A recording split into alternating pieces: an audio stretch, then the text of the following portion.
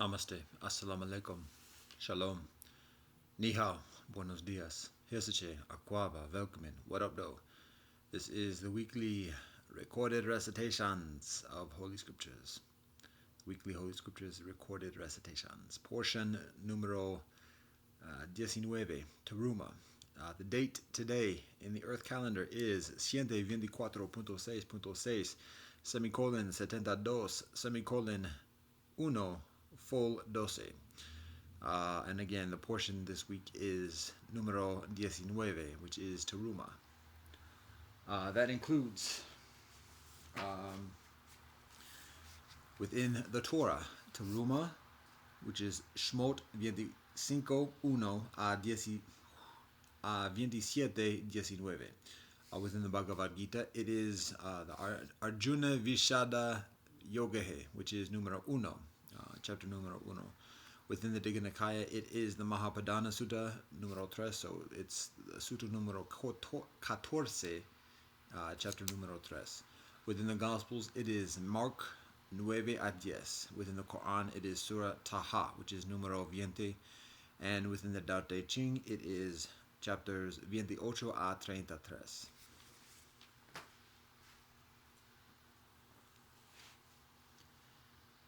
Bismillah ar-Rahman ar-Rahim.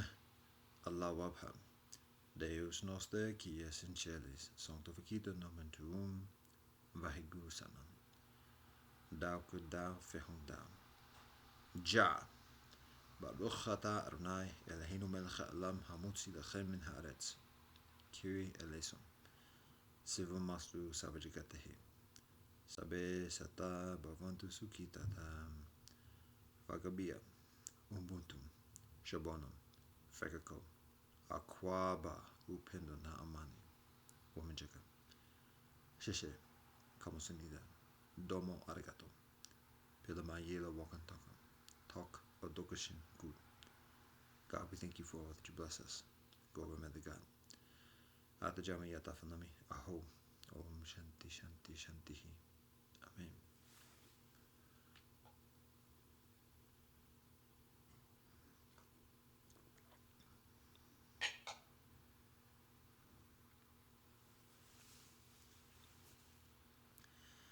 Bismillah ar-Rahman ar-Rahim. Allah wabha. Deus noster qui es in celis, sanctificator nomen tuum, vaheguru sanam. Thou could thou fehung thou. Ja. Baruch ata Adonai Eloheinu melech haolam asher kitzanu b'mitzvotav v'tzivanu l'sok b'davarai Torah. Kyrie eleison. Sivu mastu savajikatehi. Sabe sata bhavantu sukhitatam. Vagabia. Ubuntu. Shabonam. Fekako. Aquaba upendo na amani. Womijaka. Sheshe. Kamusunida. Domo arigato. Pilama yelo wakantaka. Talk odokashin good. God, we thank you for all that you bless us. Go remember God. Atajama yata afanami. Aho. Om Shanti Shanti Shantihi. Amen.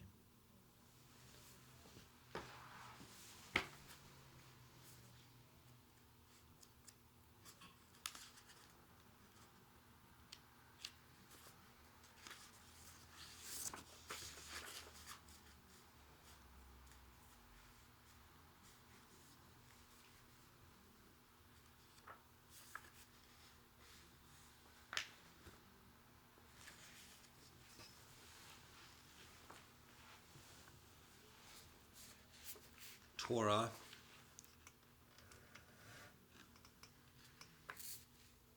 Terumah, Shmot 25:1 a 27:19.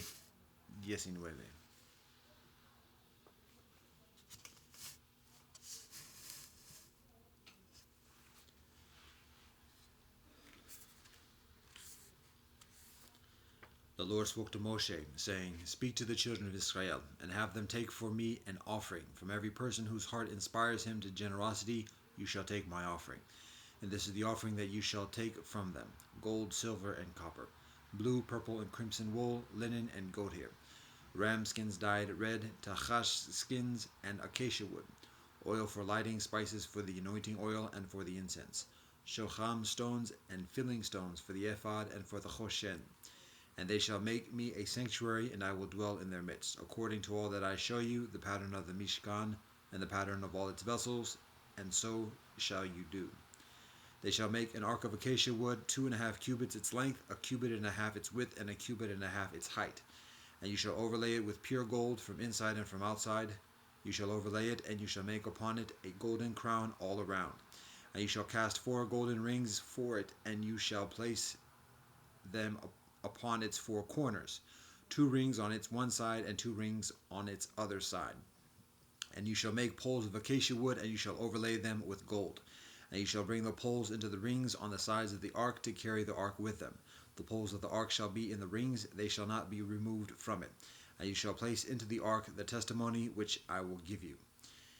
And you shall make an ark cover of pure gold, 2.5 cubits its length, and 1.5 cubits its width. And you shall make 2 golden cherubim. You shall make them of hammered work from the 2 ends of the ark cover. And make 1 cherub from the one end, and the other cherub from the other end. And the ark cover you shall make to the cherubim on its 2 ends. The cherubim shall have their wings spread upwards, shielding the ark cover with their wings, with their faces towards one another. Turned towards the ark cover shall be the faces of the cherubim. And you shall place the ark cover on the ark from above, and into the ark you shall place the testimony which I will give you. I will arrange my meetings with you there, and I will speak with you from atop the ark cover, from between the 2 cherubim that are upon the ark of the testimony, all that I will command you unto the children of Israel. And you shall make a table of acacia wood, 2 cubits its length, 1 cubit its width, and 1.5 cubits its height. And you shall overlay it with pure gold, and you shall make for it a golden crown all around. And you shall make for it a frame 1 handbreadth wide all around, and you shall make a golden crown for its frame all around. And you shall make for it 4 golden rings, and you shall place the rings on the 4 corners that are on its 4 legs. The rings shall be opposite the frame as holders for the poles with which to carry the table. And you shall make the poles of acacia wood, and you shall overlay them with gold, and the table shall be carried with them. And you shall make its forms, its spoons, its half pipes, and its supports with which it will be covered. Of pure gold you shall make them. And you shall place on the table showbread before me at all times. And you shall make a menorah of pure gold. The menorah shall be made of hammered work. Its base and its stem, its goblets, its knobs, and its flowers shall all be 1 portion with it. And 6 branches coming out of its sides, 3 menorah branches from its one side, and 3 menorah branches from its second side. 3 decorated goblets on 1 branch, a knob and a flower, and 3 decorated goblets on 1 branch, a knob and a flower.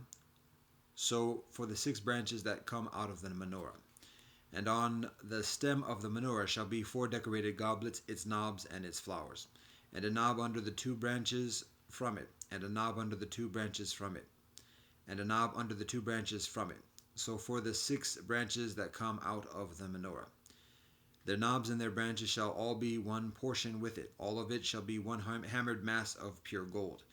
And you shall make its lamps 7, and he shall kindle its lamps so that they shall light towards its face.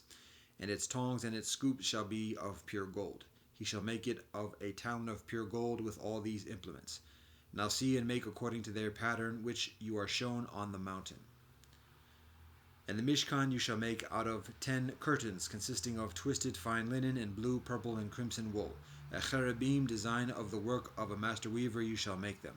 The length of 1 curtain shall be 28 cubits, and the width of 1 curtain shall be 4 cubits, the same measure for all the curtains. 5 of these curtains shall be joined to one another, and the other 5 curtains shall also be joined to one another. And you shall make loops of blue wool on the edge of 1 curtain, that is at the edge of the first set, and so shall you do on the edge of the outermost curtain of the second set. You shall make 50 loops on the edge of 1 curtain, and you shall make 50 loops on the edge of the curtain in the second set. The loops shall correspond to one another. And you shall make 50 golden clasps, and you shall fasten the curtains to one another with the clasps. So shall the Mishkan become one. And then you shall make curtains of goat hair for a tent over the Mishkan. You shall make 11 curtains.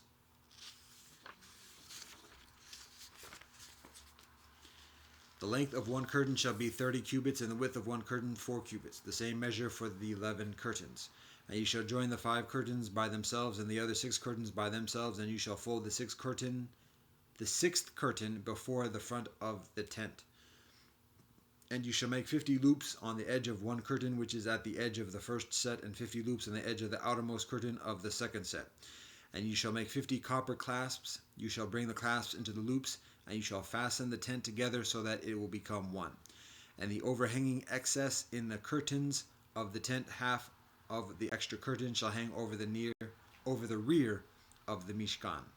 And the cubit from here and the cubit from there of the excess in the length of the curtains of the tent shall hang over the sides of the Mishkan from here and from there to cover it.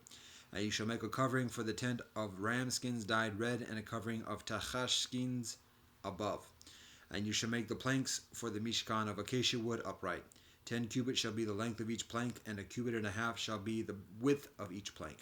Each plank shall have 2 square pegs rung like, one even with the other, so shall you make all the planks of the Mishkan. And you shall make the planks for the Mishkan, 20 planks for the southern side. And you shall make 40 silver sockets under the 20 planks, 2 sockets under one plank for its 2 square pegs, and 2 sockets under one plank for its 2 square pegs. And for the second side of the Mishkan on the northern side 20 planks, and there are 40 silver sockets, 2 sockets under one plank and 2 sockets under one plank. And for the western end of the Mishkan you shall make 6 planks, and you shall make 2 planks at the corners of the Mishkan at the end. And they shall be matched evenly from below, and together they shall match at its top, to be put into the one ring, so shall it be for both of them. They shall be for the 2 corners.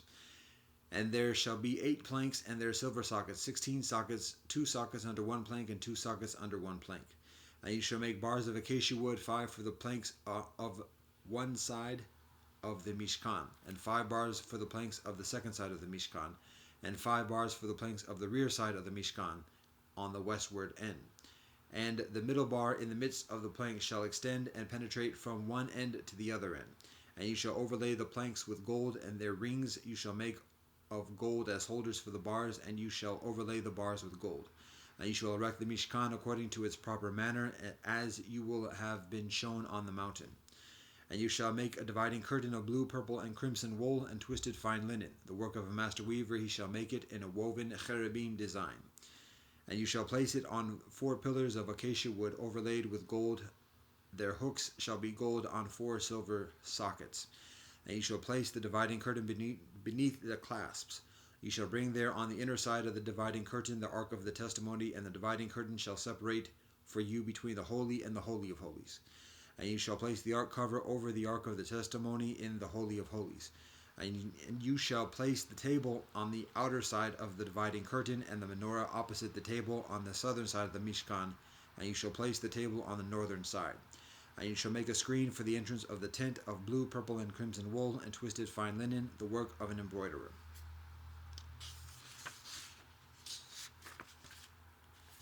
You shall make for the screen 5 pillars of acacia, and overlay them with gold. Their hooks shall be gold, and you shall cast for them 5 copper sockets. And you shall make the altar of acacia wood 5 cubits long and 5 cubits wide. The altar shall be square, and its height shall be 3 cubits. And you shall make its horns on its 4 corners. Its horns shall be from it, and you shall overlay it with copper. And you shall make its pots to remove its ashes, and its shovels, and its sprinkling basins, and its flesh hooks, and its scoops. You shall make all its implements of copper. And you shall make for it a copper grating of netting work, and you shall make on the netting 4 copper rings on its 4 ends. And you shall place it beneath the ledge of the altar from below, and the net shall extend downwards until the middle of the altar. And you shall make poles for the altar, poles of acacia wood, and you shall overlay them with copper. And its poles shall be inserted into the rings, and the poles shall be on both sides of the altar when it is carried. You shall make it hollow out of boards. As Adonai showed you on the mountain, so shall they do. And you shall make the courtyard of the Mishkan on the southern side. There shall be hangings for the courtyard of twisted fine linen, 100 cubits long on one side. And its pillars shall be 20, and their sockets 20 of copper. The hooks of the pillars and their bands shall be of silver. And so for the northern end in the length hangings 100 cubits long, its pillars 20, and their sockets 20 of copper, the hooks of the pillars and their bands of silver. The width of the courtyard on the western side, hangings 50 cubits, their pillars 10, and their sockets 10. The width of the courtyard on the eastern side, 50 cubits. The hangings on the shoulder shall be 15 cubits, their pillars 3, and their sockets 3. And on the second shoulder there shall be 15 hangings, their pillars 3, and their sockets 3. And at the gate of the courtyard shall be a screen of 20 cubits, made of blue, purple, and crimson wool, and twisted fine linen, the work of an embroiderer. Their pillars 4, and their sockets 4. All the pillars around the courtyard shall have silver bands, silver hooks, and copper sockets. The length of the courtyard shall be 100 cubits, and the width 50 by 50 cubits. The height of the hangings shall be 5 cubits of twisted fine linen, and their sockets shall be of copper. All the implements of the Mishkan for all its labor, and all its pegs, and all the pegs of the courtyard shall be copper.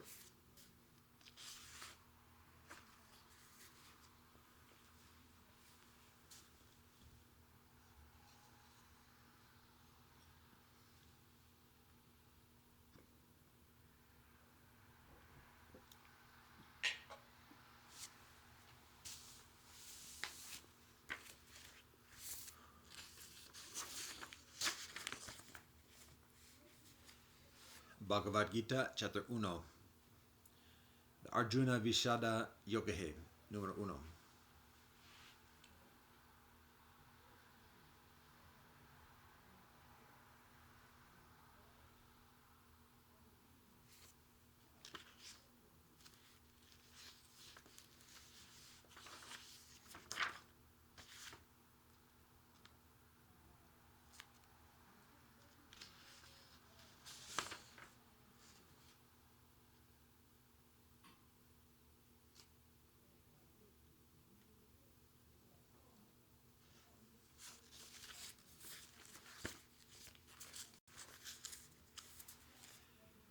Dhritarashtra said, O Sanjaya, what did Pandu's sons and mine do when, desirous to fight, they assembled on the sacred plain of Kurukshetra?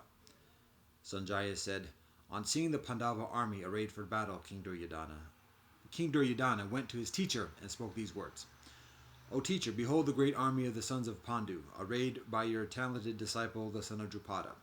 In that army are mighty archers and heroes, in battle equal to Bhima and Arjuna, Yuyudhana, Virata, and Drupada, each a Maharata. Heroic Drishtaketu, Chikatana, and the king of Kasi, Purujit, Kuntiboja, and Saivya, all the best of men. Powerful Yudamanyu, brave Uttamaja, Subhadra's son, and the sons of Draupadi, all Maharatas indeed. O best of the twice born, let me also recount to you the leaders of my own army, those distinguished amongst ourselves. I shall name them all, that you may know them all.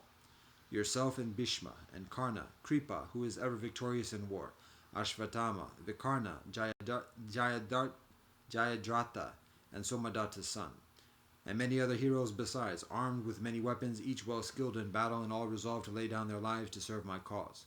But this army of ours, protected by Bhishma, is inadequate, and that army of theirs, protected by Bhima, is adequate. Now take your proper places in front of your martial troops, and protect Bhishma alone. Bhishma, the grandsire, the courageous, the oldest of the Kurus, gave forth a lion roar, and blew his conch, causing joy to Duryodhana. Then the conches and kettle drums, tabors, and trumpets and cow horns suddenly blared forth, and the sound was stupendous. Whereupon Madhava and Pandava, seated in their magnificent chariot, yoked to white horses, also blew their celestial conches.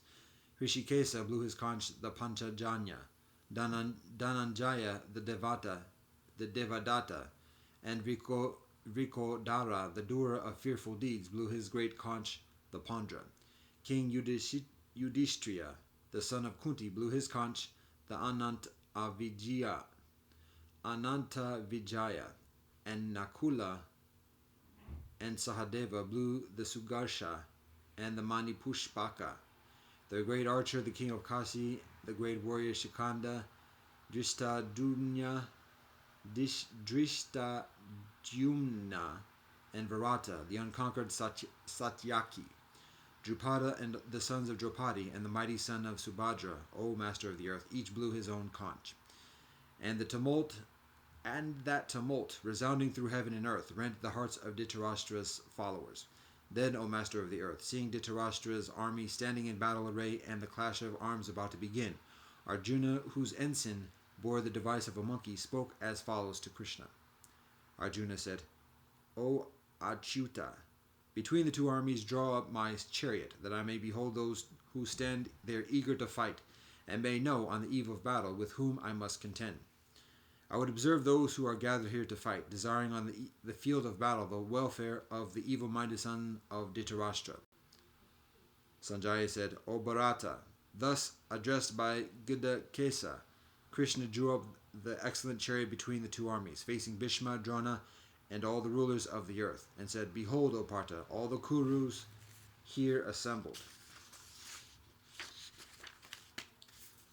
Then Partha saw, arrayed in both the armies, fars and grandfars, maternal uncles and brothers, sons and grandsons, comrades and friends, fars-in-law and teachers. Casting his eyes on all these kinsmen, stationed on opposing sides, the son of Kunti was overcome with deep pity and sorrowfully spoke. Arjuna said, O Krishna, at the sight of these my kinsmen assembled here eager to give battle, my limbs fail and my mouth is parched. My body is shaken and my hair stands on end. The bow Gandiva slips from my hand and my skin is on fire.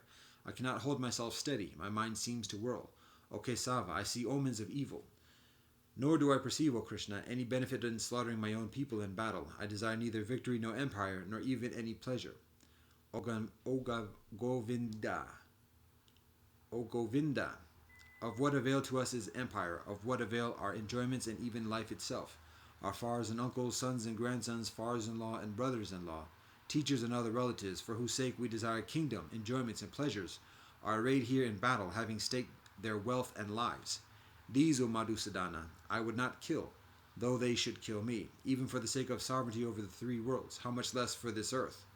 O Janandana, what joy can be ours in killing these sons of Dhritarashtra? Sin alone will possess us if we kill these felons. Therefore we ought not to kill our kinsmen, the sons of Dhritarashtra. For, O Madhava, how can we ever be happy by killing our own people? Though their understanding overcome by greed, perceive no evil in the decay of families, and no sin in hostility to friends, why, O Janardana, should not we, who clearly perceive the evil in the decay of families, learn to refrain from this sin? With the decay of family perish its dharma, which have existed from time out of mind. With the ending of the dharma, adharma overwhelms the whole family. When adharma overwhelms the family, O Krishna, the women of the family become corrupt, and when, O Krishna, the women are corrupt, there arises mixing of castes. This mixture leads into hell the family itself as well as those who destroy it, for their ancestors fall, deprived of the offerings of rice balls and water. By these evil deeds of the destroyers of families which result in the mixing of caste, the eternal dharma of caste and family are uprooted. We have heard it said, O Janardana, that inevitably the men whose family dharma are destroyed dwell in hell. Alas, we are resolved to commit a great sin, and that we are ready to slay our kinsmen to satisfy our greed for the pleasure of a kingdom. Much better would it be for me if the sons of Dhritarashtra, weapons in hand, should slay me in the battle, unarmed and unresisting. Sanjaya said, Arjuna, having spoken thus on the battlefield, cast aside his bow and arrow, and sank down on his chariot seat, his mind overcome with grief.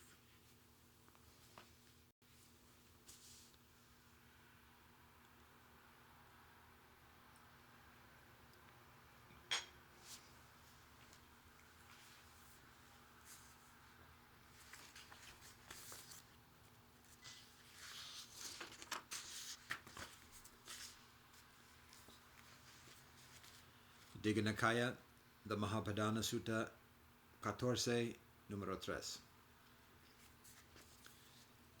Then to Vipassi, the Exalted One, Arahat Buddha Supreme, brethren, this occurred. What if I were now to teach the truth, the Dharma?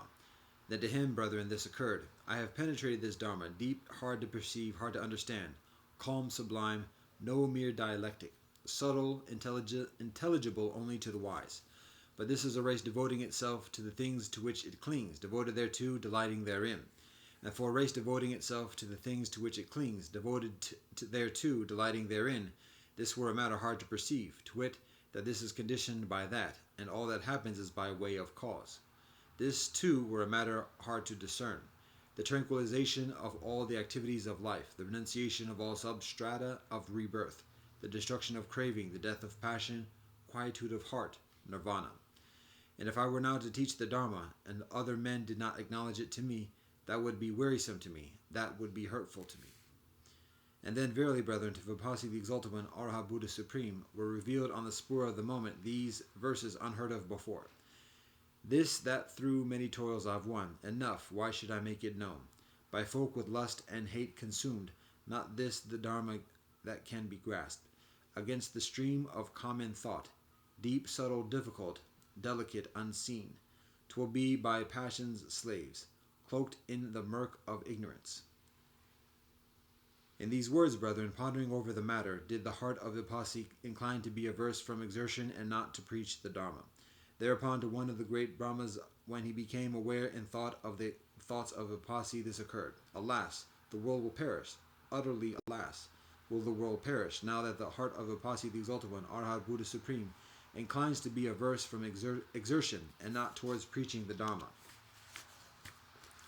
Then, brethren, did that great Brahma, like a strong man stretching his bent arm out, or drawing back his outstretched arm, vanish from the Brahma world and appear before Vipassi.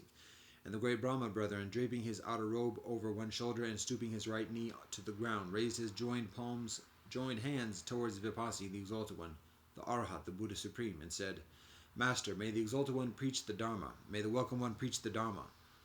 There are beings whose eyes are hardly dimmed by dust. They are perishing from not hearing the Dhamma. They will come to be knowers of the Dhamma.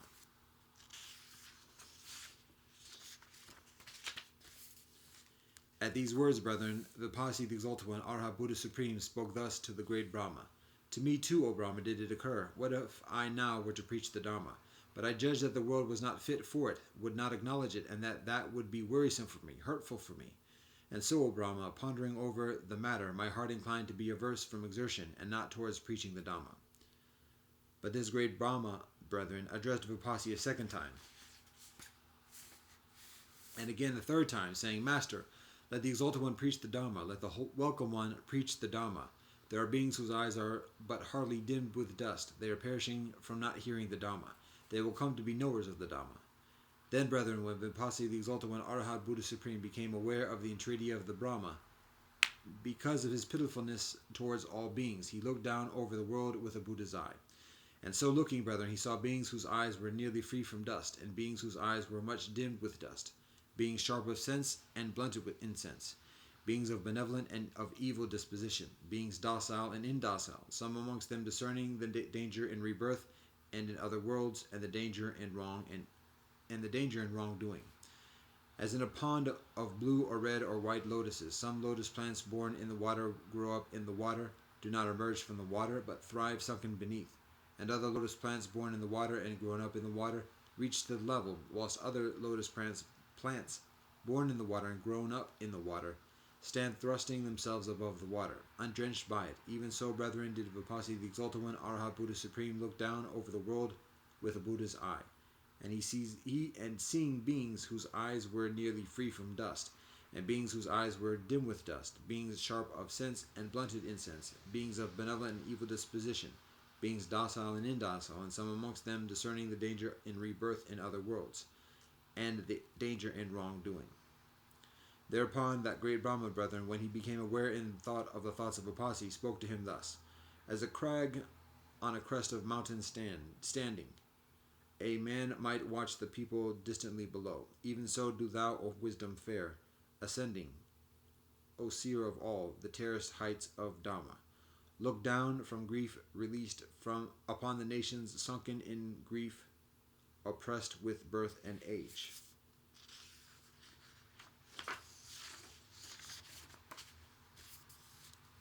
Arise, thou hero, conqueror in the battle, thou freed from debt, master of the pilgrim band. Walk the world over, sublime and blessed teacher. Teach us the Dhamma that there are who'll understand. Wide open are the portals to Nirvana. Let those that hear renounce their empty faith. Despairing of the weary task, O Brahma, spake not of this doctrine, sweet and benevolent to men. Then, brethren, that great Brahma, thinking, verily I am the one by whom an opening has been given for the preaching of the Dharma by Vipassi, the Exalted One, the Arhat, the Buddha Supreme, bowed down before Vipassi, and passing around him by the left, vanished away.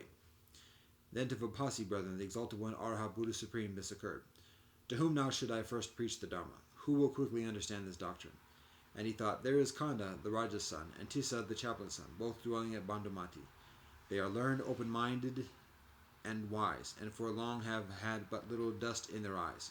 If I were now to teach the Dharma first to them, they would quickly understand it. Thereupon, brethren, did Vipassi, like a strong man stretching his bent arm out, or drawing back his outstretched arm, vanish from the wisdom tree and appear in the sanctuary, in the deer park at Bandamati.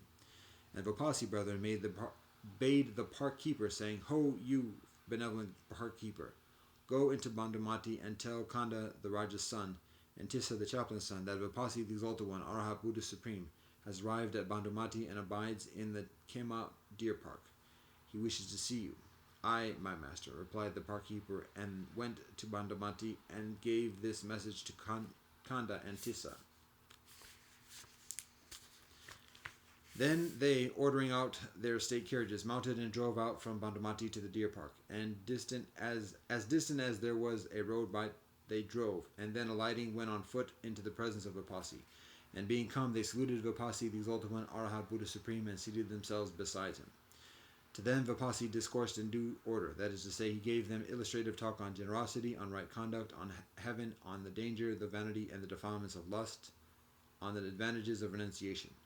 When the Exalted One saw that they had become prepared, softened, unprejudiced, upraised, and believing in heart, then he proclaimed that Dharma which the Buddhas alone have won, that is to say, the doctrine of sorrow, as of its origin, of its cessation, and the path.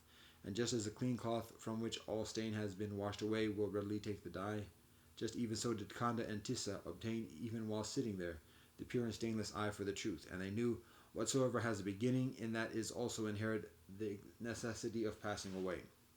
Then they, having seen the Dharma, won the Dharma, understood the Dharma, sounded the depths of the Dharma, having crossed the waters of doubt and put away perplexity, having gained full confidence in being dependent on none other for the teaching of the Master, addressed Vipassi, the Exalted One, Arhat Buddha Supreme, and said,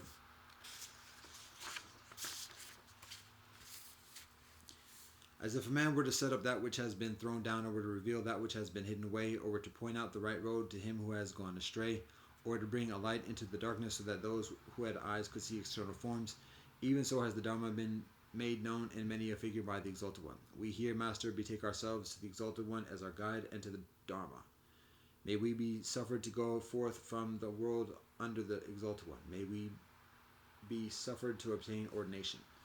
And so, brethren, Kanda the Raja's son and Tissa the chaplain's son obtained retreat and ordination under Vipassi, the Exalted One, Arhat Buddha Supreme.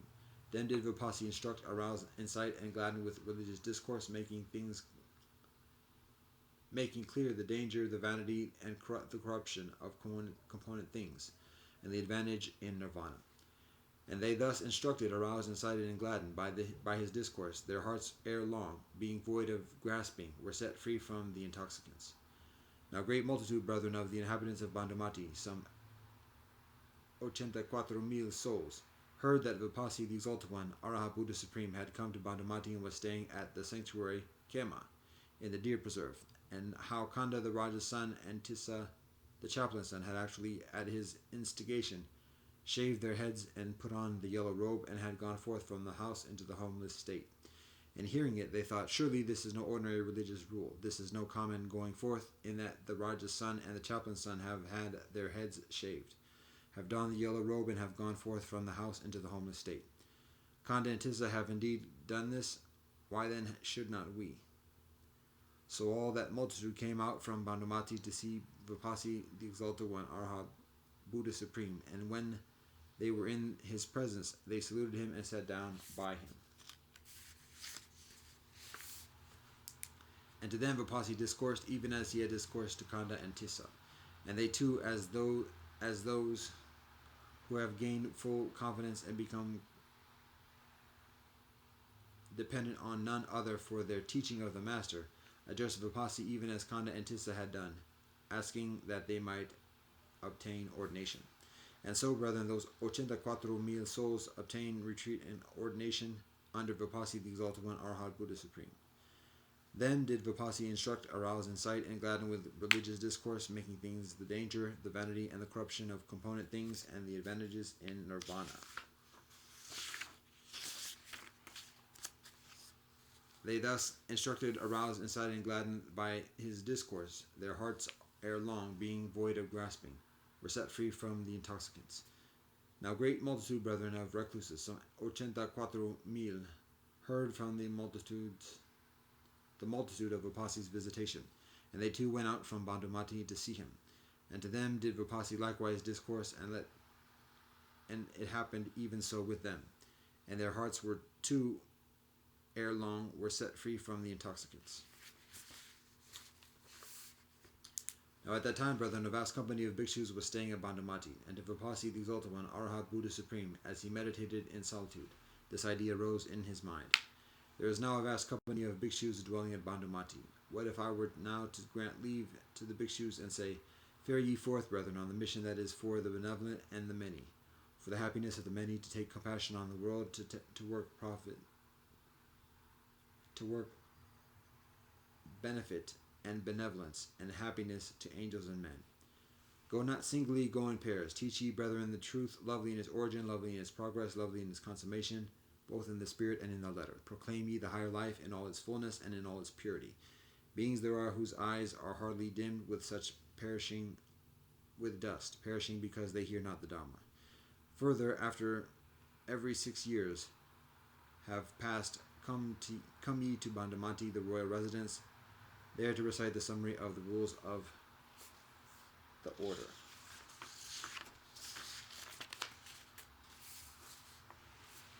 Now one of the great Brahma's brethren, when he became aware in thought of the thoughts of Vipassi, like a strong man stretching his bent arm out, or drawing back his outstretched arm, vanished from the Brahma world and appeared in the presence of Vipassi, the Exalted One, Arhat Buddha Supreme. Then, draping his outer robe over the one shoulder, he raised his joined hands towards the Exalted One, saying, even so, O Exalted One, even so, O Welcome One.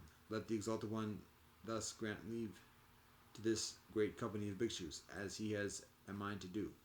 Further, we too, Master, will do even as the bhikshus after 6 years have passed. We will come to Bandhamati there to recite the Patimokkha.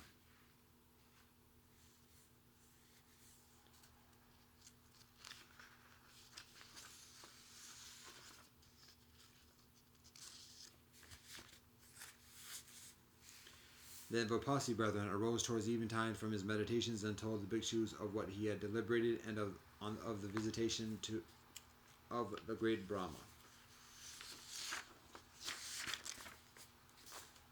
I grant ye leave, brethren, fare ye forth on the mission that is for the benefit of the many, for the happiness of the many, to take compassion on the world and to go work benefit and benevolence and happiness to angels and men.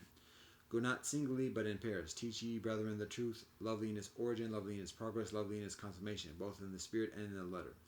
Proclaim ye the higher life in all its fullness and in all its purity. Beings there are whose eyes are hardly dimmed with dust, perishing because they hear not the truth.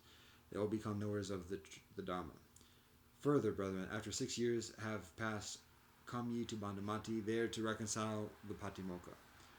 Then those bhikshus, brethren, for the most part on that very day, set forth on their mission amongst the people. Now at that time, brethren, there was a very great number of religious dwellings at Jambudipa, some 84. As one was drawing to a close, the angels proclaimed the news. Ho, friends, 1 year is ending. Now 5 years remain. At the end of 5 years, we will have to go to Bandhamati to recite the Patimokkha. And this they did at the close of each remaining year, proclaiming at the end of the 3rd year, hold, friends, the 6th years are at an end. Now is the time for us to go to Bandhamati to recite the Patimokkha. Then, brethren, those bhikshus, some by their own magic power, some by the magic power of the angels, on that very day come to Bandhamati to recite the Patimokkha.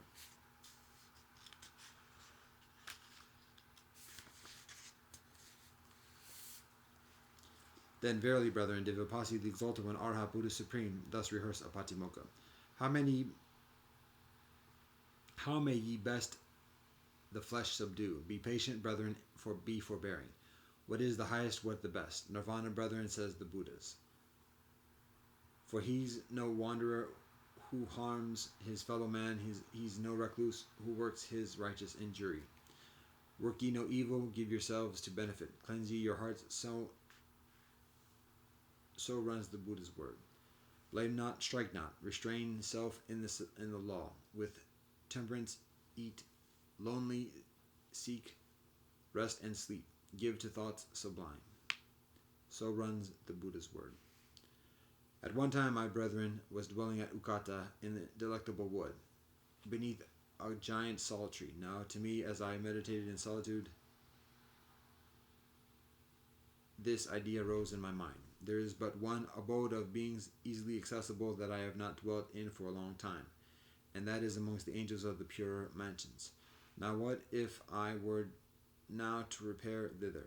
Then, brethren, as a strong man stretching his bent arm out or drawing back his outstretched arm, so did I vanish from beneath the giant salt tree in the delectable wood at Ukata, and appear amongst the angels of the Aviha brethren, of the Aviha heaven. And that group of angels, brethren, several thousands of them came up to me, and saluting me, stood by and spake thus. Friend, it is now 91 eons since Vipassi the Exalted One, Arahat, Buddha Supreme, arose in the world. Vipassi, friend, was of the noble class, and was noble in a noble family.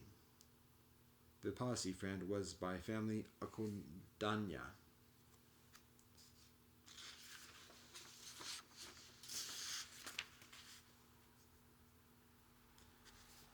The span of life in his time, friend, was 80 years. He attained enlightenment, friend, under a trumpet flower tree. His chief disciples, friend, were a pair named Kanda and Tisa. He had, friend, 3 companies of disciples, 68 lakhs, 1 lakh, and 80,000 in number. His special attendant, friend, was named Osaka. His far was the Raja Bandhuman, whose queen Bandhumati was his moor, and whose seat was the town of Bandhumati. His leaving the world, his becoming a recluse, his travail, his enlightenment, his setting the wheel of Dharma a-rolling, were each on such and such wise, and we, being of those who have lived the holy life under Vipassi, our exalted one, and purged the lust of the life, have been reborn here. And again, brethren, in that group of angels, several thousands of them, again and again, brethren, several hundreds of them came up to me, and saluted and stood on one side, and said, Friend, in this fortunate eon, the Exalted One has now arisen in the world as an Arahat Buddha Supreme. The Exalted One, friend, is of noble birth, born in a clan of nobles, in a family with Gautama for surname. Small, friend, is the span of life in the Exalted One's time, before and soon present, past. He who is long lived lives 100 years further or less. The Exalted One, friend, became a Buddha under an aspen tree. He has, friend, 2 chief disciples, Sariputta and Moggallana, a glorious pair. He has had 1 assembly, friend, of disciples, in order, in number, and in this company all the Arahants. He has 4 attendant, friend, and he has 4 attendants, friend. For chief attendant, one named Ananda.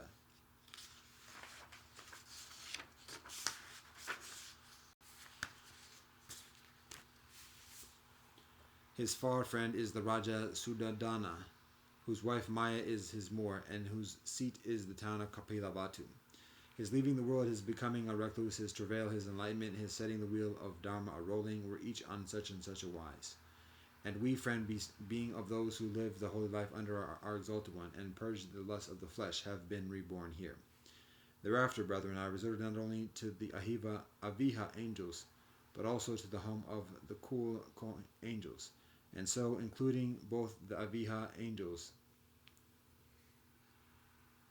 celestial beings, and the cool angels, I came to the home of the fire angels. Then, on including thus the Aviha and cool and fair angels, I came to the home of the well angels. And yet, on including thus Aviha and cool and fair and well-seeming angels, till I came to the home of the senior angels. And in each of these heavens numbers of the angels accosted me and told me of their previous birth under Vipassi and the following births and the following Buddhas down to the present one myself.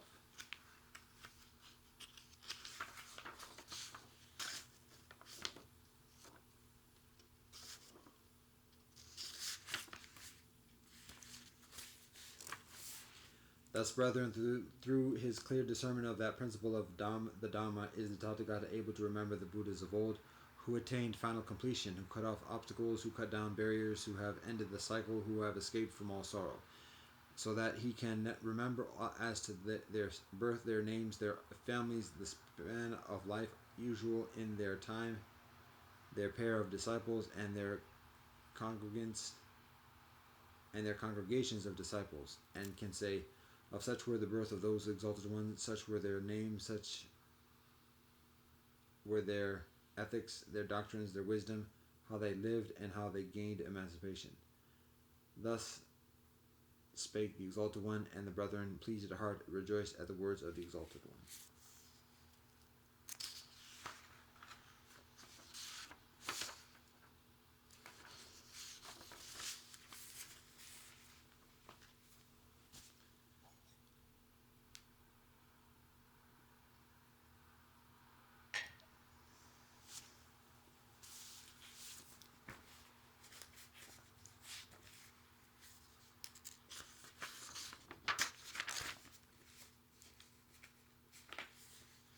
Gospels, Mark 9:10.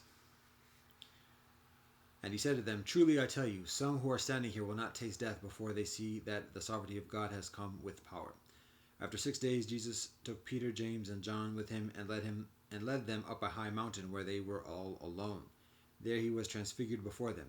His clothes became dazzling white, whiter than anyone in the world could bleach them. And there appeared before them Eliyahu and Moshe, who were talking with Jesus. Peter said to Jesus, Rabbi, it is beneficial for us to be here. Let us put up 3 shelters, one for you, one for Moshe, and one for Eliyahu. He did not know what to say. They were so affrighted. Then a cloud appeared and covered them, and a voice came from the cloud, this is my son whom I love. Listen to him. Suddenly when they looked around, they no longer saw anyone with them except Jesus. As they were coming down the mountain, Jesus gave them orders not to tell anyone what they had seen until the Son of Man had risen from the dead. They kept the matter to themselves, discussing what rising from the dead meant. And they asked him, why do the teachers of the law say that Eliyahu must come first? Jesus replied, to be sure Eliyahu does come first, and restores all things. Why then is it written that the Son of Man must suffer much and be rejected? But I tell you, Eliyahu has come, and they have done to him everything they wished, just as it is written about him. When they came to the other disciples, they saw a large crowd around them and the teachers of the law arguing with them. As soon as all the people saw Jesus, they were overwhelmed with wonder and ran to greet him. What are you arguing with them about? He asked. A man in the crowd answered, Teacher, I brought you my son, who is possessed with the spirit that has robbed him of speech. Whenever it seizes him, it throws him to the ground. He foams at the mouth, gnashes his teeth, and becomes rigid. I asked your disciples to drive out the spirit, but they could not. You unbelieving generation, Jesus replied, how long shall I stay with you? How long shall I put up with you? Bring the boy to me. So they brought him. When the spirit saw Jesus, it immediately threw the boy into a convulsion. He fell to the ground and rolled around, foaming at the mouth. Jesus asked the boy's father, how long has he been like this? From childhood, he answered. It has often thrown him into fire or water or to kill him, but if you can do anything, take pity on us and help us. If you can, Jesus said Jesus, everything is possible for one who believes. Immediately the boy's father exclaimed, I do believe. Help me overcome my unbelief. When Jesus saw that a crowd was running to the scene, he rebuked the impure spirit. You deaf and mute spirit, he said, I command you, come out of him and never enter him again. The spirit shrieked, convulsed him violently, and came out. The boy looked so much like a corpse that many said he's dead. But Jesus took him by the hand and lifted him to his feet, and he stood up. After Jesus had gone indoors, his disciples asked him privately, why couldn't we drive it out? He replied, this kind can come out only by prayer.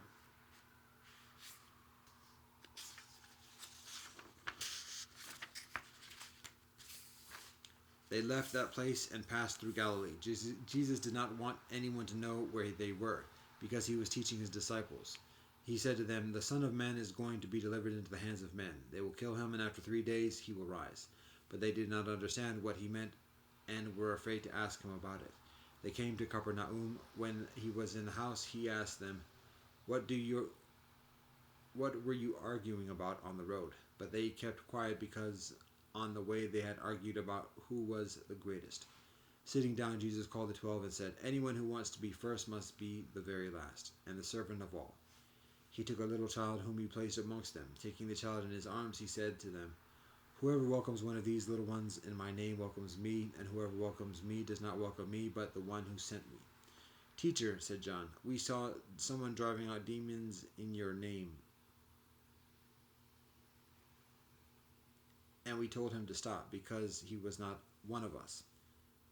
"Do not stop him," Jesus said, "for no one who does a miracle in my name can in the next moment say anything bad about me. For whoever is not against us is for us. Truly I tell you, anyone who gives you a cup of water in my name because you belong to the Messiah will certainly not lose their reward. If anyone causes one of these little ones, those who believe in me, to stumble, it would be better for them if a large millstone were hung around their neck and they were thrown into the sea. If your hand causes you to stumble, cut it off. It is better for you to enter the life maimed than with 2 hands to go into hell, where the fire never goes out. And if your foot causes you to stumble, cut it off. It is better for you to enter in life crippled than to have 2 feet and be thrown into hell. And if your eye causes you to stumble, pluck it out. It is better for you to enter the sovereignty of God with 1 eye than to have 2 eyes and be thrown into hell, where the worms that eat them do not, and the fire is not quenched. Everyone will be salted with fire. Salt is beneficial, but if it loses its saltiness, how can you make it salty again? Have salt amongst yourselves, and be at peace with each other.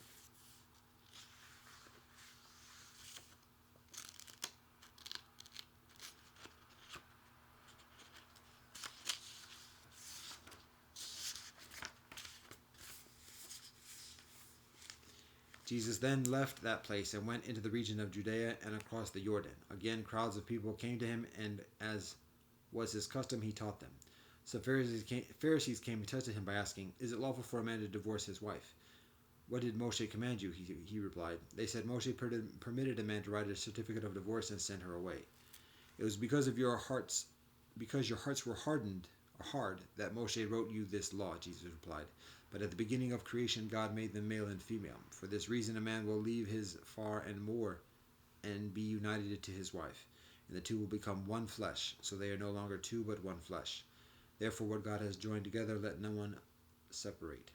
When they were in the house again, the disciples asked Jesus about this. He answered, "Anyone who divorces his wife and marries another woman commits adultery against her.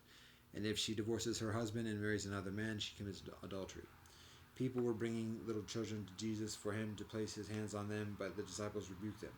When Jesus saw this, he was indignant. He said to them, "Let the little children come to me, and do not hinder them, for the sovereignty of God belongs to such as these. Truly I tell you, anyone who will not receive the sovereignty of God like a little child will never enter it." And he took the children in his arms, placed his hands on them, and blessed them. As Jesus started on his way, a man ran up to him and fell on his knees before him. "Benevolent teacher," he asked, "what must I do to inherit eternal life?" "Why do you call me benevolent?" Jesus answered. "No one is benevolent except God alone. You know the commandments. You shall not murder, you shall not commit adultery, you shall not steal, you shall not give false testimony, you shall not defraud, honor your father," and more. "Teacher," he declared, "all these I have kept since I was a boy." Jesus looked at him and loved him. "One thing you lack," he said. "Go, sell everything you have and give to the poor, and you will have treasure in heaven. Then come follow me." At this the man's face fell. He went away sad because he had great wealth.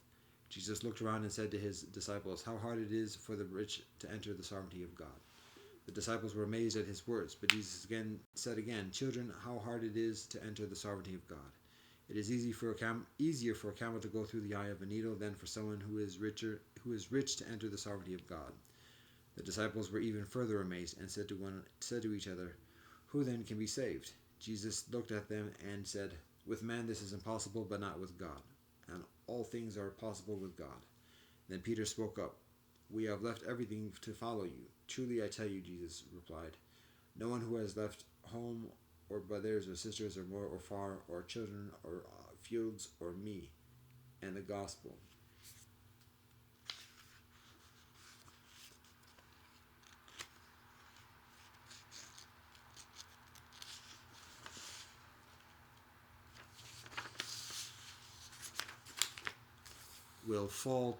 will fail to receive 100 times as much in this present life, in this present age, homes, brothers, sisters, moors, children, and fields, along with persecutions, and in the age to come eternal life. But many who are first will be last, and the last first." They were on their way up to Jerusalem, with Jesus leading the way, and the disciples were astonished, whilst those who followed were afraid. Again he took the 12 aside and told them what was going to happen to him. "We are going up to Jerusalem," he said, "and the Son of Man will be delivered over to the chief priests and the teachers of the law. They will condemn him to death and will hand him over to the Gentiles, who will mock him and spit on him, flog him and kill him. 3 days later he will rise." Then James and John, the sons of Zebedee, came to him. "Teacher," they said, "we want you to do for us whatever we ask." "What do you want me to do for you?" he asked. They replied, "Let one of us sit at your right hand and the other at your left in your glory." "You don't know what you are asking," Jesus said. "Can you drink the cup that I drink, or be baptized with the baptism I am baptized with?" "We can," they answered. Jesus said to them, "You will drink the cup I drink and be baptized with the baptism I am baptized with. But to sit at my right or left is not for me to grant. These places belong to those for whom they have been prepared." When the 10 heard about this, they became indignant with James and John. Jesus called them together and said, "You know that those who are regarded as rulers of the Gentiles master it over them, and their high officials exercise authority over them. Not so with you. Instead, whoever wants to become great amongst you must be your servant, and whoever wants to be first amongst must be slave of all. For even the Son of Man did not come to be served, but to serve, even to give his life as a ransom for many."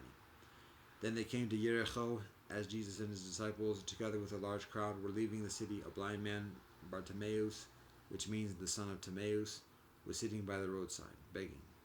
When he heard that it was Jesus of Nazareth, he began to shout, "Jesus, son of David, have mercy on me."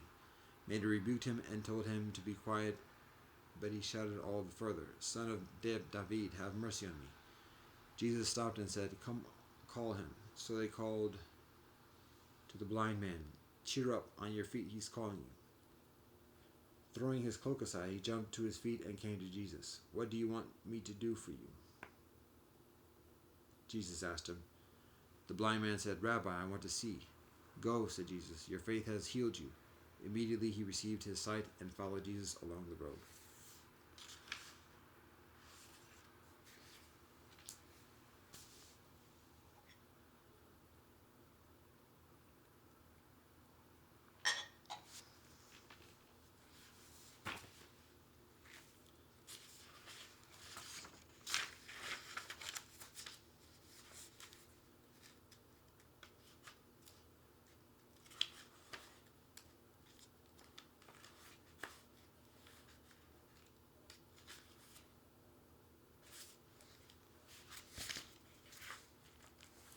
Quran, Surah Taha, número 20. Bismillah ar-Rahman ar-Rahim. In the name of Allah, most gracious, most merciful. Taha. We have not sent down the Quran to thee to be an occasion for thy distress, but only as an admonition to those who fear Allah, a revelation from Allah who created the earth and the heavens on high. Allah, most gracious, is firmly established on the throne of authority. To Allah belongs what is in the heavens and on earth, and all between them, and all beneath the soil. If thou pronounce the word aloud, it is no matter, for verily Allah knoweth what is secret and what is yet further hidden. Allah, there is no deity but Allah. To Allah belong the most beautiful names. Has the story of Moshe reached thee? Behold, he saw a fire. So he said to his family, Tarry ye, I perceive a fire. Perhaps I can bring you some burning brand therefrom, or find some guidance at the fire. But when he came to the fire, a voice was heard, O Moshe, verily I am the Lord. Therefore in my presence put off thy shoes, thou art in the sacred valley of Tuah, the valley Tuah. I have chosen thee. Listen then to the inspiration sent to thee. Verily I am Allah, there is no deity but I, so serve thou me only, and establish regular prayer for celebrating my praise. Verily the hour is coming, my design is to keep it hidden, for every soul to receive its reward by the measure of its endeavor. Therefore let not such as believe not therein, but follow their own lusts, divert thee therefrom, lest thou perish. And what is that in the right hand, O Moshe? He said, It is my rod. On it I lean. With it I beat down fodder for my flocks, and in it I find other uses. Allah said, Throw it, Moshe. He threw it, and behold, it was a snake active in motion. Allah said, Seize it, and fear not. We shall return it at once to its former condition. Now draw thy hand close to thy side. It shall come forth white and shining, without harm or stain, as another sign, in order that we may show thee two of our greater signs. Go thou to Pharaoh, for he has indeed transgressed all bounds. Moshe said, O my Lord, expand me my breast, ease my task for me, and remove the impediment from my speech, so they may understand what I say, and give me a minister from my family, Aaron my brother, and add to my strength through him, and make him share my task, that we may celebrate thy praise without stint, and remember thee without stint, for thou art Allah that ever regardeth us. Allah said, Granted is thy prayer, O Moshe, and indeed we conferred a favor on thee another time before. Behold, we sent to thy more, by inspiration, the message, Throw the child into the chest, and throw the chest into the river will cast him upon the bank, and he will be taken up by one who is an enemy to me, and an enemy to him. But I cast the garment of love over thee from me, and this is in order that thou mayest be reared under mine eye. Behold, thy sister goeth forth, and saith, Shall I show you one who will nurse and rear the child? So he brought thee back to thy more, that her eye might be cooled, and she should not grieve. Then thou didst slay a man, but we saved thee from trouble, and we tried thee in various ways. Then didst thou tarry a number of years with the people of Midian. Then didst thou come hither as ordained, O Moshe. And I have prepared thee for myself for service. Go thou and thy brother with my signs, and slacken not, either of you, in keeping me in remembrance. Go both of you to Pharaoh, for he has indeed transgressed all bounds. But speak to him mildly, perchance he may take warning or fear Allah. They, Moshe and Aaron, said, Our Lord, we fear lest he hasten with insolence against us, or lest he transgress all bounds.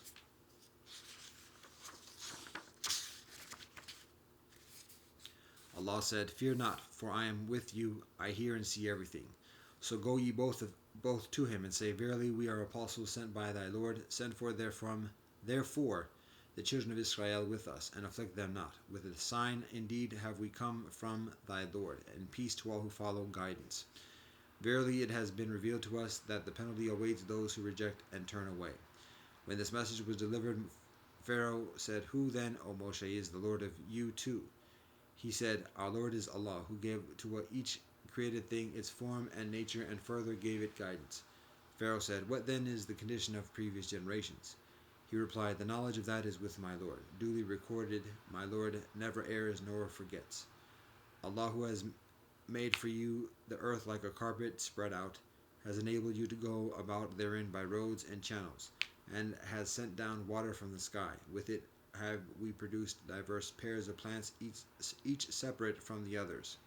Eat for yourselves and pasture your cattle. Verily in this are signs for men endued with understanding. From the earth did we create you, and into it shall we return you, and from it shall we bring you out once again. And we showed Pharaoh all our signs, but he did reject and refuse. He said, Hast thou come to drive us out of our land with thy magic, O Moshe? But we can surely produce magic to match thine. So make a tryst between us and thee, which we shall not fail to keep, neither we nor thou, in a place where both shall have even chances. Moshe said, Your tryst is the day of the festival, and let the people be assembled when the soleil is well up. So Pharaoh withdrew, he considered his plan, and then came back. Moshe said to him, Woe to you, forge not ye a lie against Allah, lest Allah destroy you at once utterly by chastisement. The forger must suffer frustration. So they disputed one with another over their affair, but they kept their talk secret. They said, "These two are certainly expert magicians. Their object is to drive you out from your land with their magic, and to do away with your most cherished institutions. Therefore concert your plan, and then assemble in serried ranks. He wins all along today who gains the upper hand." They said, "O Moshe, whither wilt thou that thou throw first, or that we be the first to throw?" He said, "Nay, throw ye first." Then behold, their ropes and their rods, so it seemed to him on account of their magic, began to be in lively motion. So Moshe conceived in his mind a sort of fear. We said, "Fear not, for thou hast indeed the upper hand. Throw that which is in thy right hand. Quickly will it swallow up that which they have faked. What they have faked is but a magician's trick, and the magician thrives not, no matter where he goes." So the magicians were thrown down to prostration. They said, "We believe in the Lord of Moshe and Aaron." In the Lord of Aaron and Moshe. Pharaoh said, "Believe ye in Allah before I give you permission. Surely this must be your leader, who has taught you magic. Be sure I will cut off your hands and feet on opposite sides, and I will have you crucified on trunks of palm trees, so that ye shall know for certain which of us can give the further severe and the further lasting punishment." They said, "Never shall we regard thee as further than the clear signs that have come to us, or than Allah who created us. So decree whatever thou desirest to decree, for thou canst only decree touching the life of this world. For us, we have believed in our Lord. May Allah forgive us our faults and the magic to which thou didst compel us, for Allah is best and most abiding. Verily, he who comes to his Lord as a sinner at judgment, for him is hell. Therein shall he neither die nor live. But such as come to Allah as believers who have worked righteous deeds, for them are ranks exalted, gardens of eternity beneath which flow rivers. They will dwell therein for aye. Such is the reward of those who purify themselves from evil. We send an inspiration to Moshe. Travel by night with my servants and strike a dry path for them through the sea, without fear of being overtaken by Pharaoh and without any other fear.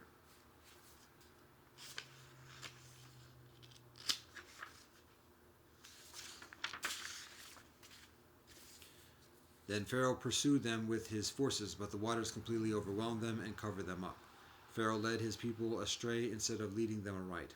O ye children of Israel, we delivered you from your enemy, and we made a covenant with you on the right side of Mount Sinai, and we sent down to you manna and quails, saying, "Eat of the benevolent things we have provided for your sustenance, but commit no excess therein, lest my wrath should justly descend on you, and those on whom descends my wrath do perish indeed. But without doubt I am also Allah that forgives again and again to those who repent, believe, and do right, who in fine are ready to receive true guidance." When Moshe was up on the mount, Allah said, "What made thee hasten in advance of thy people, O Moshe?" He replied, "Behold, they are close on my footsteps. I hastened to thee, O my Lord, to please thee." Allah said, "We have tested thy people in thy absence. The Samiri has led them astray." So Moshe returned to his people in a state of indignation and sorrow. He said, "O my people, did not your Lord make a handsome promise to you? Did then the promise seem to you long in coming, or did ye desire that wrath should descend from your Lord on you, and so ye broke your promise to me?" They said, "We broke not the promise to thee, as much as lay in our power, but we were made to carry the weight of the ornaments of the whole people, and we threw them into the fire, and that was what the Samiri suggested." Then he brought out of the fire before the people the image of a calf. It seemed to low, so they said, "This is your deity, and the deity of Moshe." But Moshe has forgotten. Could they not see that it could not return them a word for answer, and that it had no power either to harm them or to do them benevolence? Aaron had already before this said to them, "O my people, ye are being tested in this, for verily your Lord is Allah most gracious, so follow me and obey my command." They had said, "We will not abandon this cult, but we will devote ourselves to it until Moshe returns to us." Moshe said, O Aaron, what kept thee back when thou sawest them going wrong, from following me? Didst thou then disobey my order? Aaron said, O son of my war, seize me not by my beard nor by the hair of my head. Truly I feared lest thou shouldst say, Thou hast caused division amongst the children of Israel, and thou didst not respect my word. Moshe said, What then is thy case, O Samiri? He replied, I saw that they saw not. I saw what they saw not. So I took a handful of dust from the footprint of the messenger and threw it into the calf. Thus did my soul suggest to me. Moshe said, Get thee gone, but thy punishment in this life will be that thou wilt say, Touch me not, and further, for a future penalty, thou hast a promise that will not fail. Now look at thy deity of whom thou hast become a devoted worshipper. We will certainly melt it in a blazing fire and scatter it broadcast in the sea. But the deity of you all is the one Allah. There is no deity but Allah. All things Allah comprehends in Allah's knowledge. Thus do we relate to thee some stories of what happened before, for we have sent thee a message from our own presence. If any do turn away therefrom, verily they will bear a burden on the day of judgment. They will abide in this state, and grievous will the burden be to them on that day. The day when the trumpet will be sounded, that day we shall gather the sinful blear-eyed with terror. In whispers will they consult each other, yet tarried no longer than 10 days. And we know best what they will say when their leader, most eminent in conduct, will say, Ye tarried not longer than a day. They ask thee concerning the mountains, say, My Lord will uproot them and scatter them as dust.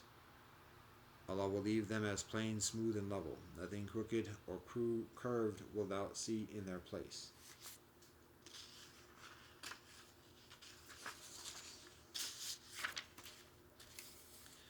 On that day will they follow the caller straight, no crookedness can they show him. All sounds shall humble themselves in the presence of Allah, most gracious. Nothing shall thou hear but the tramp of their feet as they march. On that day shall no intercession avail except for those for whom permission has been granted by Allah, most gracious, and whose word is acceptable to Allah.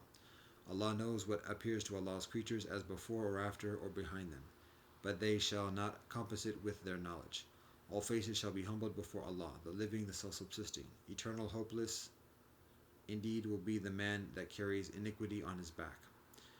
But he who works deeds of righteousness and has faith will have no fear of harm, nor of any curtailment of what is his due. Thus have we sent this down, an Arabic Quran, and explained therein in detail some of the warnings in order that they may fear Allah, or that it may cause the remembrance of Allah. High above all is Allah, the Sovereign, the Truth. Be not in haste with the Quran before its revelation to thee is completed, but say, O my Lord, advance me in knowledge. We had already beforehand taken the covenant of Adam before he forgot and found on his part no firm resolve. When we said to the angels, Prostrate yourselves to Adam, they prostrated themselves, but not Iblis, he refused. When we said, O Adam, verily this is an enemy to thee and thy wife, so let him not get you both out of the garden, so that thou art landed in misery. There is therein enough provision for thee not to go hungry for two, nor to go naked, nor to suffer from thirst, nor from the soleil's heat. But Satan whispered evil to him. He said, O Adam, shall I lead thee to the tree of eternity and to a sovereignty that never decays? In the result, they both ate of the tree, and so their nakedness appeared to them. They began to sew together for their covering leaves from the garden. Thus did Adam disobey his Lord and allow himself to be seduced. But his Lord chose him for Allah's grace. Allah turned to him and gave him guidance. Allah said, Get ye down, both of you altogether, from the garden with enmity one to another. But if, as is sure, then there comes to you guidance from me, whosoever follows my guidance will not lose his way nor fall into misery. But whosoever turns away from my message, verily for him is a life narrowed down, and we shall raise him up blind on the day of judgment. He will say, O my Lord, why hast thou raised me up blind whilst I had sight before? Allah will say, Thus didst thou, when our signs came unto thee, disregard them, so wilt thou this day be disregarded. And thus do we recompense him who transgresses beyond bounds and believes not in the signs of his Lord, and the penalty of the hereafter is much further grievous and further enduring. Is it not a warning to such men to call to mind how many generations before them we destroyed, in whose haunts they now move? Verily in this are signs for men endued with understanding. Had it not been for a word that went forth from before from thy Lord, their punishment must necessarily have come, but there is a term appointed for respite. Therefore be patient with what they say, and celebrate constantly the praises of thy Lord before the rising of the soleil and before its setting. Yea, celebrate them for part of the hours of the night and at the sides of the day, that thou mayest have spiritual joy. Nor strain thine eyes in longing for the things we have given for enjoyment to parties of them, the splendor of the life of this world through which we test them, but the provision of thy Lord is better and further enduring. Enjoin prayer on thy people, and be constant therein. We ask thee not to provide sustenance, we provide it for thee, but the fruit of the hereafter is for righteousness. They say, why does he not bring us a sign from his Lord? He has not a sign, has not a clear sign come to them of all that was in the former books of Revelation.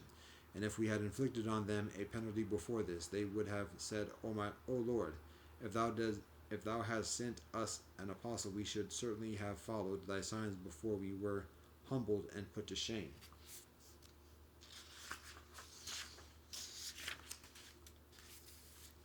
Say, each one of us is waiting. Wait ye therefore, and soon shall ye know who it is that is on the straight and even way, and who it is that has received guidance.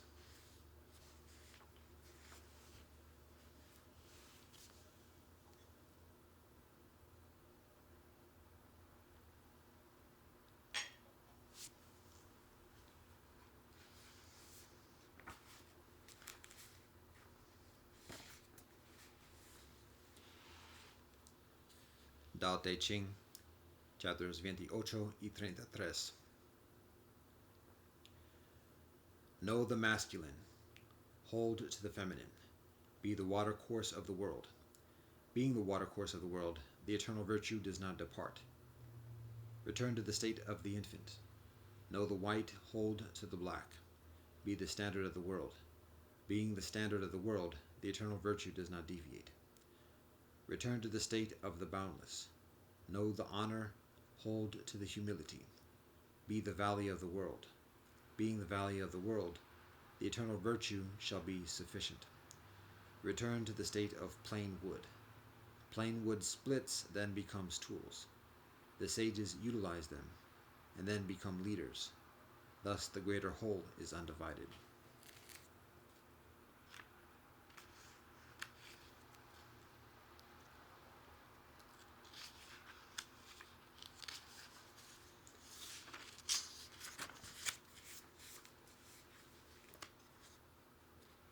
Those who wish to take the world and control it, I see that they cannot succeed.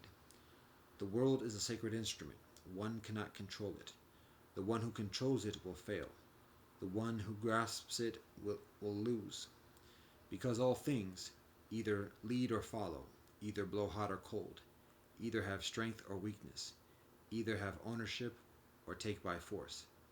Therefore the sage eliminates extremes, eliminates excess, eliminates arrogance.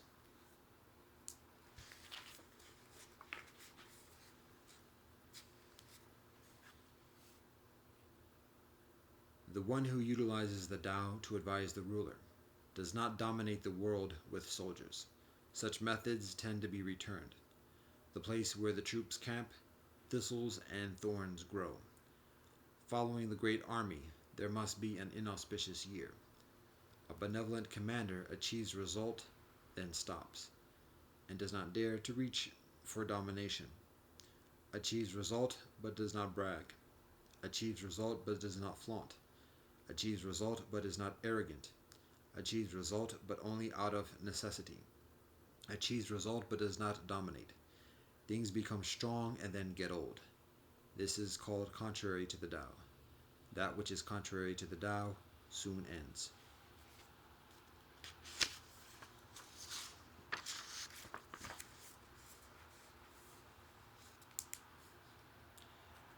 A strong military, a tool of misfortune, all things detested. Therefore those who possess the Tao avoid it. Honorable gentlemen, whilst at home, value the left. When deploying the military, value the right. The military is a tool of misfortune, not the tool of honorable gentlemen. When utilizing it out of necessity, calm detachment should be above all, victorious but without victory. Those who glorify victory are delighting in the killing. Those who delight in killing cannot achieve their ambitions upon the world. Auspicious events favor the left, inauspicious events favor the right. The lieutenant general is positioned to the left. The major general is positioned to the right. We say that they are treated as if in a funeral. Those who have been killed should be grieved with sadness. Victory in war should be treated as a funeral.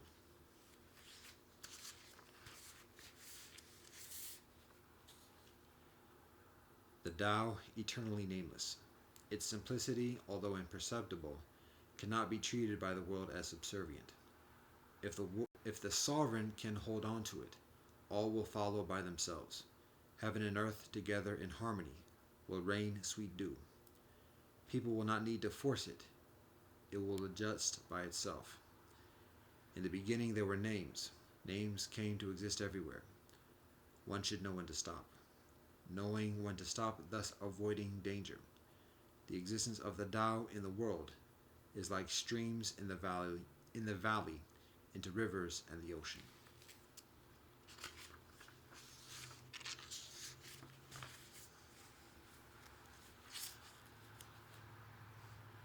Those who understand others are intelligent.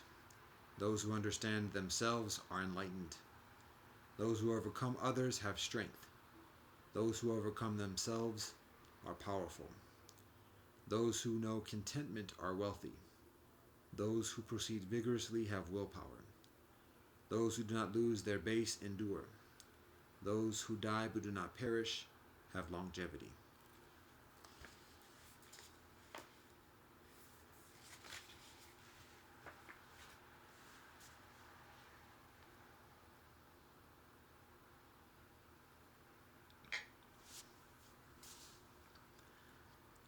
Alhamdulillah Rahmani Rahim, Allah Wabha.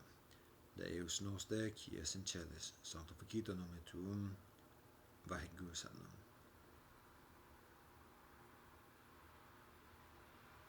Dao Kodao, Fehung Dao.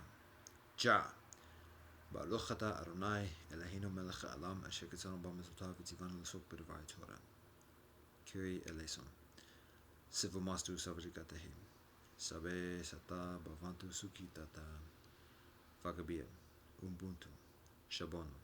Fekako. Akwaba upendo na amani. Womenjeka.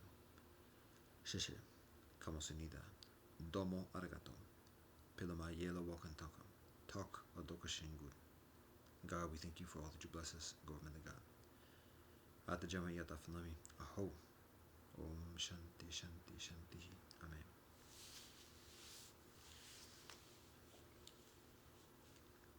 Alhamdulillah Rahmani Rahim. Allah Wabha. Deus nos de qui es in celis, sanctificator nomen tuum, Vaheguru Satnam. Dao Kodao, Fehung Dao. Ja. Baruch Ata Adonai, Eloheinu melech ha'olam, hamotzi lachem min ha'aretz. Kyrie eleison.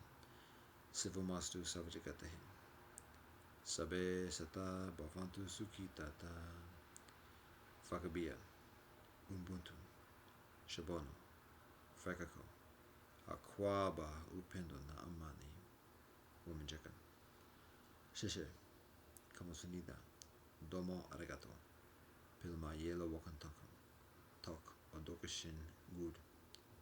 God, we thank you for all that you bless us. Government of God. Adajama Yata Fanami. Aho. Om Shanti Shanti Shanti. Amen.